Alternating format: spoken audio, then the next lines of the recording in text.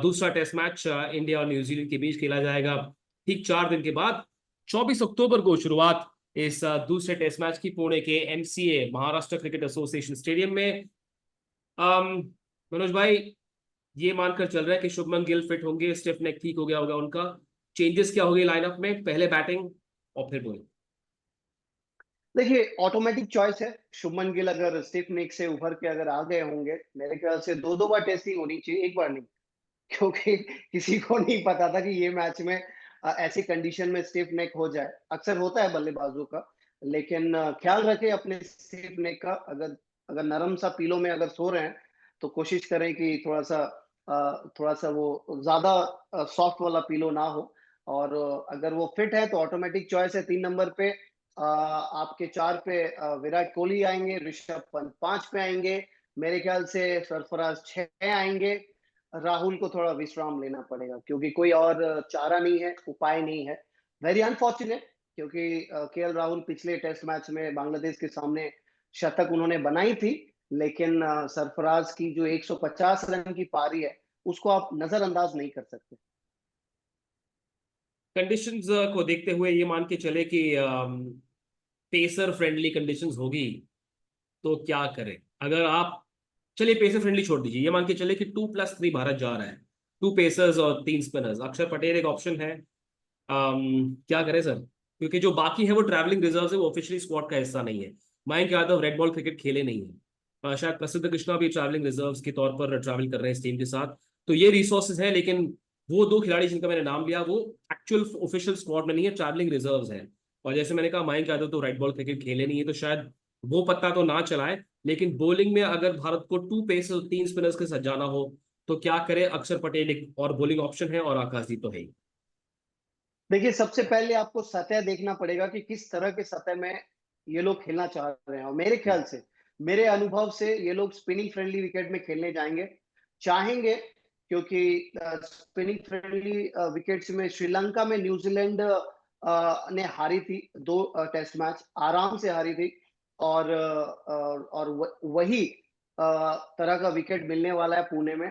अगर spin friendly हुई तो यही 3 स्पिनर खेलेंगे। सिर्फ तेज गेंदबाजी में बदलाव होगी। मोहम्मद सिराज की जगह आएंगे आकाशदीप, जसप्रीत बुमराह, आकाशदीप और ये 3 स्पिनर। और अगर किसी भी तरह अगर थोड़ी सी अगर स्पोर्टिंग कंडीशन रही, जैसे कि हालांकि पुणे में देखने को मिलती है, क्योंकि ओपन ग्राउंड है आपका, रेड सॉइल रहता है, तो वहां पे स्पोर्टिंग विकेट विकेट अगर रही तो आपको तेज गेंदबाज के साथ जाना पड़ेगा। और सिराज को मेरे ख्याल से देखें,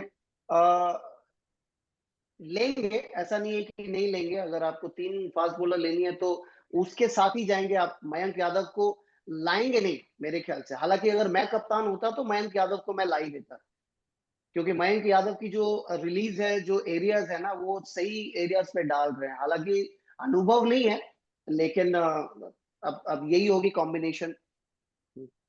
बिना रेड बॉल क्रिकेट खेले सीधा टेस्ट क्रिकेट, मयंक यादव? हाँ, क्यों नहीं, क्यों नहीं, क्यों नहीं। मुझे तो कभी समझ नहीं आता कि रेड बॉल मतलब ऐसा क्या है जो मतलब जाके बहुत ज्यादा दिक्कत पड़ने वाली है। हम्म। मयंक यादव क्या लाते हैं टेबल पे, वो देखना बहुत जरूरी है। तेज, हम्म। वो गति लाते हैं, 150 के आसपास डालते हैं।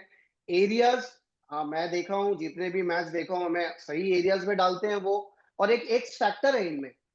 कभी कभी क्या होती है ना, अगर फ्लैट विकेट्स में आपकी अगर जो 135 137 के आसपास जो डालते हैं ना, उनका वो बाउंस नहीं रहता, या गति थोड़ी सी कम हो जाती है सेकंड या थर्ड स्पेल जाते जाते। जहां पे आप अगर ट्राई भी करना चाहते हो, एक प्लॉय, एक योजना कि शॉर्ट बॉल पे एक बल्लेबाज को मुझे ट्रैप करना है, क्योंकि हम्म। नॉर्मल नॉर्मल लेंथ पे डालते डालते ना एक बल्लेबाज के लिए आसान हो जाता है। तो कप्तान को भी एक योजना के लिए एक ऐसी गेंदबाज चाहिए जो सिर्फ शॉर्ट बॉल पे अट्रैप करे। तो वो हम्म। मयंक यादव भी दे सकते हैं और आकाशदीप दे सकते हैं इस लाइनअप में। जहां तक 3 स्पिनर्स का सवाल है, क्या एक्स्ट्रा बैटिंग कुशन लाने के लिए अक्षर पटेल की ओर देखा जा सकता है या फिर कुलदीप अश्विन जडेजा ठीक है? कुलदीप अश्विन जडेजा ही ठीक है मेरे ख्याल से। कुलदीप, हाँ, सेकेंड इनिंग्स में विकेट उनको नहीं मिली, ऊपर थोड़ी बॉल गिर रही थी, लेकिन कुलदीप क्वालिटी बॉलर हैं। और सबसे बड़ी बात है कि उनका जो गुगली है, वो रीड नहीं कर पाते हैं बल्लेबाज आसानी से। तो हम्म। अगर थोड़ी-सी मदद उनको ज़्यादा मिली पहले दिन से स्पिनिंग ट्रैक अगर बनाएँ तो वहाँ तो खेलना उनको असंभव हो जाएगा।